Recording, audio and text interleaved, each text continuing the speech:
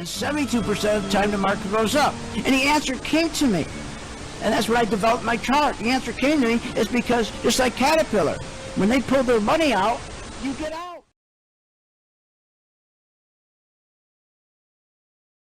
Whoa. It's your daily dose of how to manage your money. And now it's time for Phil's Gang on the Off the Wall Street Network. Oh, God. Are you nuts? With your host, Phil Grande. Bye. Welcome to my podcast, and good morning. Good afternoon. I wish it was morning. Start this whole market over again. You know, it's interesting what's been happening the last couple of days. The computers have taken over the market. What people don't understand is that when volume gets light, and why does it get light? Because the institutions who participate with about 31 trillion in cash are not in the market. They're in bonds, and a lot of that money is also in two sectors where they're parking their money, and it's tech, infrastructure stocks. They got a lot of money parked there, and they also have a lot of money parked in the four major chip stocks that make make the machines that make chips. So they'll park their money in those, and I told you before the reason why they do that and they choose them, because if you have to park your money into Starbucks or something else, the stock would go up 2,000%. Those stocks are so liquid, they can buy 500 million shares, $500,000 worth of shares rather, and it doesn't even move the market.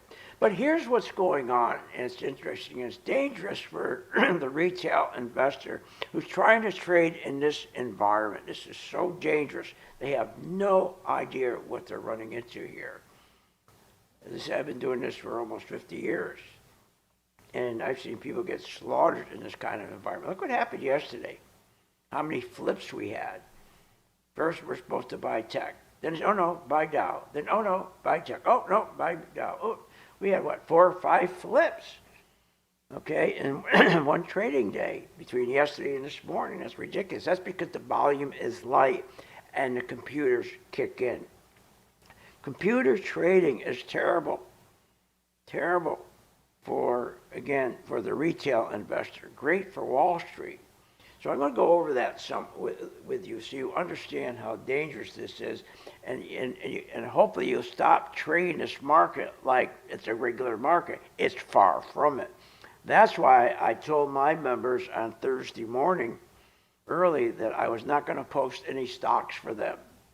We have what we call spotlight stocks that we spotlight in the morning, stocks that meet our requirement as to buy or sell short. And I told them we're not going to do anything because of the environment we're in. And I did the same thing this morning because this is a very dangerous environment. So let's get started so you understand what happens. So we know that the institutions fuel the market from all the money they were given in 2008, about $18 trillion by the Federal Reserve. And the minute volume lightens up, the computers are rigged to kick right in and take over. When there's no institutional money participating, those computers are arranged so that they take over immediately. They run the tape. That's dangerous. That's a dangerous atmosphere. Now, why is it so dangerous for the retail investor? Because the market becomes fast, and retail investors cannot compete. They cannot compete with that speed. We saw that yesterday. How it flipped back and forth. People are getting slaughtered. And that's why, again, I told my members yesterday, we're not going to participate. And we didn't. Now, when volume gets light and the institutions start buying and the computer trading takes over, and that's when the market becomes a red flag for retail, and they shouldn't be in it. Computers trading, or robots, okay, as they say, they kick in the very minute volume is light. And since Thursday morning, volume has been severely light, been very light, dangerously light. And that's the last thing you want a retail investor to be in a market with light volume. You don't have a chance. But you're not because every move that you see when you have light volume is not the true move. And at some point, it will unwind itself and you lose money. And we saw that happen 4 times yesterday. So when institutions don't buy, computer trading takes over. And we've seen the flipping going on now for 26 hours. Within, 10 trading hours, within about a day and a half, we had, 4 flips, 5 flips. So every flip yesterday, and remember, we saw at 9:30 in the morning, they said sell tech because we got this fabulous 300,000 jobs. 300, what a great number. And today they said, oh no, it's too strong. The market unwound. So with that great 300,000 job number yesterday morning, they came out and said, sell tech, get out of your tech, buy Dow. And then around noontime, no, we're wrong. Sell your Dow stocks, go back to your tech. And then by the close, no, we're wrong. We're wrong. Sell the tech stocks, go buy the Dow. Then this morning, oh, we're wrong. Go back and buy tech stocks. This is because volume is light, and this is why you get whipsawed back and forth. That's why it's not good for retail. So computers seek out headlines. That's how they're programmed. When there's very little volume in the market, it takes nothing to move the stocks up. And when it's programmed, okay? So on light volume, a single headline, and boy was it perfect yesterday, 300,000 jobs strong. That can flip the entire market. And it did, 4 times. Now, there's a lot of confusion about the job numbers. There's a lot of crap, okay? Let me tell you how the job numbers really work. We have what they call the BLS report, okay? Now, the BLS released 300,000 number at 8:30. And then before they do that, they send to the press, okay, the number. Not the headline, but the number. Then the press attaches the headline. Now, BLS doesn't care about the quality of the numbers. They don't look under the hood. And, of course, the press, the financial press, who will attach the headline, they don't care about the quality of the numbers. Their job is to attach a headline. So if they see 300,000 jobs, whoa, hey, let's attach, BLS 3,000, great jobs.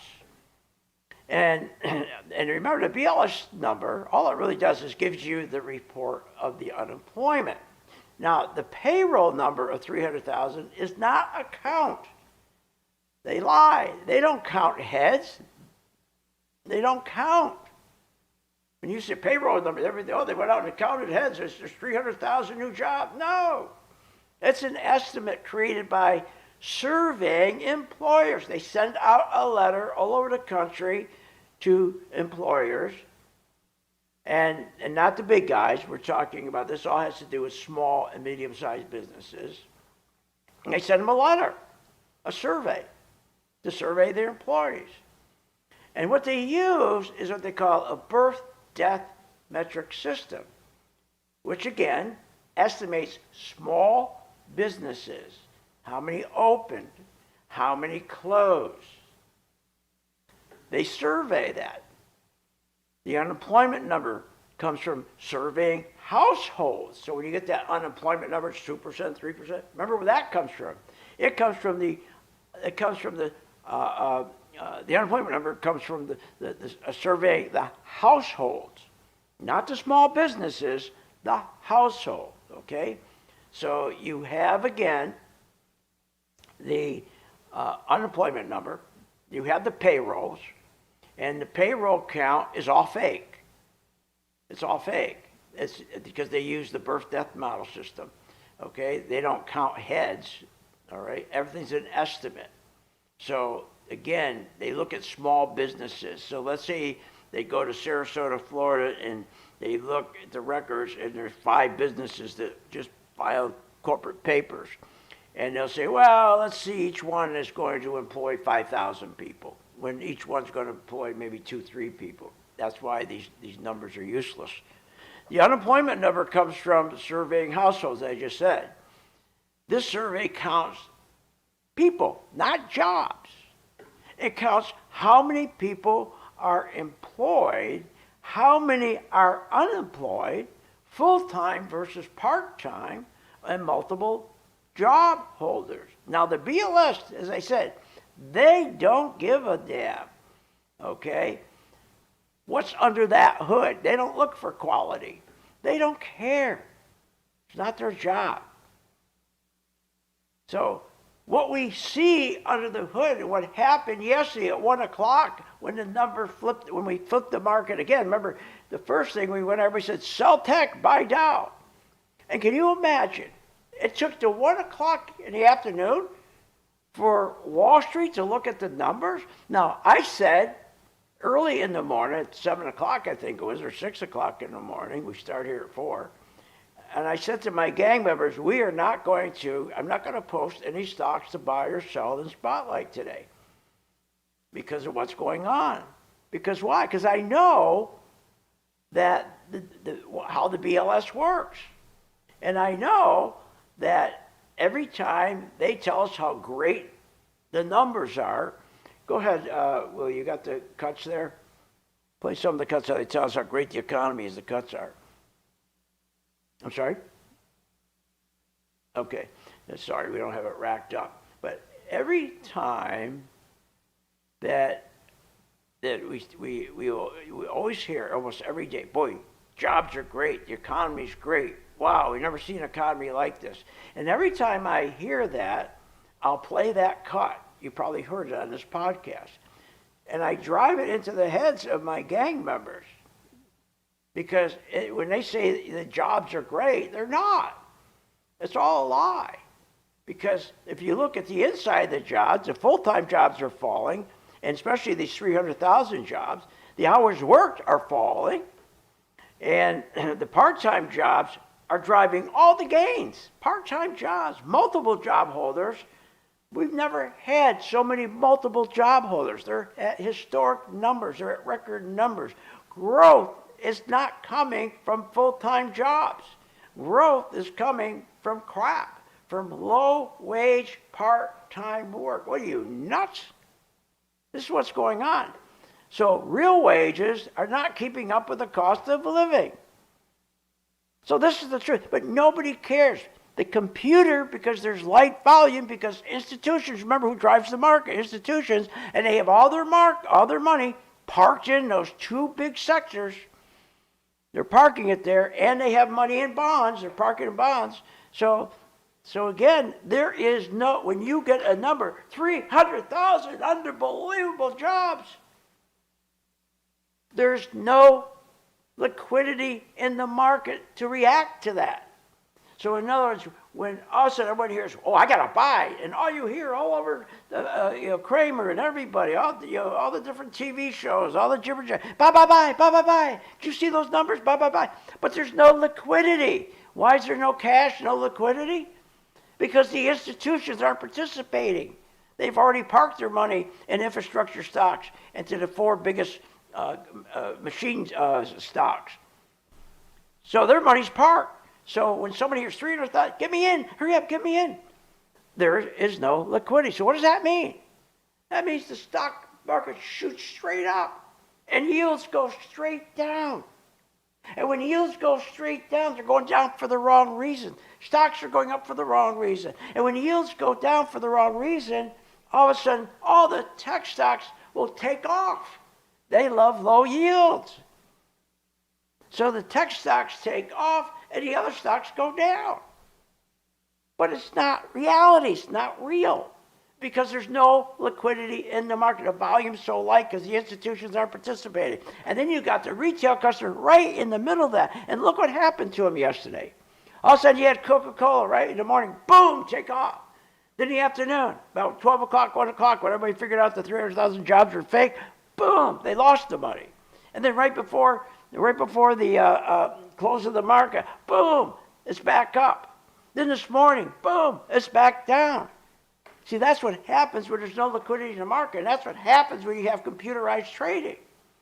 And that's why I told my gang members Thursday, and I told them again early this morning, we are not going to participate in this. I'm not going to put any stocks up to buy for Spotlight. I'm not going to do it. I've been through that. I've traded for almost, I'm 2 years away from 50 years trading. I've seen this. Now, I'm going to take a little extra time here because I want you to understand this ADP number, what that is. If you notice, every time they give you the unemployment number, the rosy unemployment number, a day before that or 2 days before that, they give you the ADP number. And those numbers, remember, comes out before the jobs number, the BLS jobs report that's fake. And what the ADP does, it measures measures real private sector payrolls based on paychecks, pay stubs. It's not a survey of models. Remember, when they survey, when the BLS does their survey, it's fake. It's called a model. Because remember, they don't count the number of people who are working. They don't count. It's called a model because they don't count. It's just an estimate. Like I said, they just estimate whatever they want to estimate. So the ADP number is good, all right, but because the ADP number only goes in and says, I want to see your payroll. I want to see your paychecks. I want to see the paycheck stubs. Not surveys, not models. They want to see the payrolls. So why don't we just use that? You nuts. President Kennedy's father put a kibosh to that. That's when all of a sudden the BLS, okay, was the God. That was the number you use because they could manipulate it. That's why the ADP, you don't hear about the ADP number. Now, so volume has been light this entire time. This isn't the first time volume's been light. From Thursday's open through today, there's no institutional money. You don't see any big block buying. So there's no accumulation. And so therefore, there's no conviction. None. And this is why the tape is acting as it is. Okay, it has the yips, as they call it. It's jumpy, has the yips. It's not stable. And they're looking for headlines, just like what President Trump does. He's a master at headlines. How long have we been keeping, how long now have we been saying, everything's fine, we're almost ready to sign a contract. Oh, we're right next to the contract. Oh, we're just picking up the pen. Oh, we lost the pen. I mean, every day it's just, oh, we're going to give them another 60 days. Oh, we're going to give them 30 days. That's what they're masters of. And that's what they can do with the BLS. So even though the president appoints who's going to head the BLS, they try to be independent, okay? But you know and I know, everybody else knows, how does that work out, right? So again, light volume, computers trading, when it takes over, you start all the flipping. Because volume's light. When you get light volume, it flips. We saw that 4 or 5 times. So Thursday morning, sell tech, buy Dow. Why? Headlines, 300,000 jobs, strong. Best jobs we ever had. Like volume, though, nobody was buying. Because who you want to buy? Institutions. So what happens? You have the computers, and they start rotating. They tell you, you know, I'm confused now, but I think it was sell the Dow and buy tech. Why? Because internals were weak, light volume, computers reversed. Thursday, close. Sell tech, buy Dow. Why? Headline retakes control. Light volume, computers flipped again. Friday morning, this morning, sell Dow, buy tech. Now I may have these backwards. I'm so confused over it now. But you get my point. Get my point. Now, the volume, as I said, is so important in the market. And it's nowhere near normal. Nowhere near normal. So remember, volume confirms the direction of the trend. So in volume rising on up moves are this tells you when you have volume going up and you have the market going up, this tells you institutions are supporting the rally. Well, this rally, they're not supporting it. So that's why it went up, comes down, goes up, comes down. Nobody's supporting this rally. It's a free-for-all. And every time the stock pulls back, the volume is not there. There's no QE. You shouldn't be doing stock. My God, if you buy on dips in this kind of market, you're going to get slaughtered. Because when your stock pulls back, you have no guarantee it's going to go back up. Because there's no QE. The only time you get a guarantee when you buy in a dip, your stock's going to go back up if you have QE. We don't have QE anymore. But they're not going to tell you that. So when you got to get institutions back into the game, but they're already pushed their money into those two big tech sectors and into the bond market. They're not going anywhere until they see this market correct big. This market is so overvalued, it's insane. Stocks that once were trading for $35 are now trading for what, $1,200. It's insane. So that's what happened. Okay, and so to be in this market and trying to trade it when it's going up, going down is nuts. Now, we have some nice positions on that we've had for a long time. And so we're just monitoring and adjusting, but we're not in there buying stocks. You got to be nuts. How can you buy a stock when you don't know, when there's no volume in the market, there's no institutions, institutional money? You can't. But 99.99% of the retail customer doesn't understand how a stock market works. They don't understand where the money comes from. They have no idea. Now, let's finish up with this. So today, the NASDAQ got slaughtered, down 1,400 and some odd points. So over the weekend, you got to look and see which of the NASDAQ stocks, or XLK, those stocks, or your S&P, okay, or IWM, which stocks did not go down. Those are called the relative strength stocks. Those are the stocks you got to look for. The ones that had relative strength, so when the market comes back, go push those right back up. Those will be the winners. So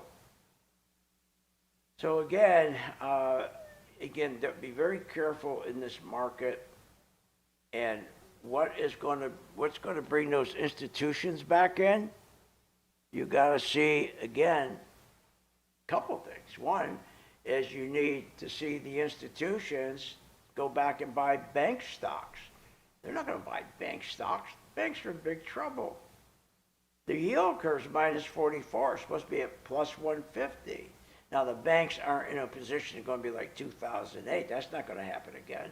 But they're not making profits. They're not making money, the banks. That's really a bad deal. So we need the institutions to get back into this market. Take money out of that bond market, put it back in, buy the banks. You got to keep them, but they're not going to do it. So we need to see the yields drop down. We need to see oil down below $85. And we need to see, for this market to correct, to get oil down, to get yields down, we got to hit 5%. The 10-year Treasury yield has to hit 5%. That will trigger a crash. That will trigger a correction, 5%. That's what we need. In the meantime, all we're going to do is keep buying these up and down, up and down. You're going to get whiplash. Okay? So, and that's why it's so important that you understand how the market works. And that's what we do with our gang. So they understand how the market works, but most important, so they learn how to not just buy stocks, but sell stocks short. So I want to thank you for listening. I hope that explains what's going on. And that 300,000 job number is so phony, and there's no volume in the market, and that's when retail gets slaughtered, okay? So, all right. So I'll hopefully see you. Have a great weekend, and I'll see you on Monday. See you on the charts.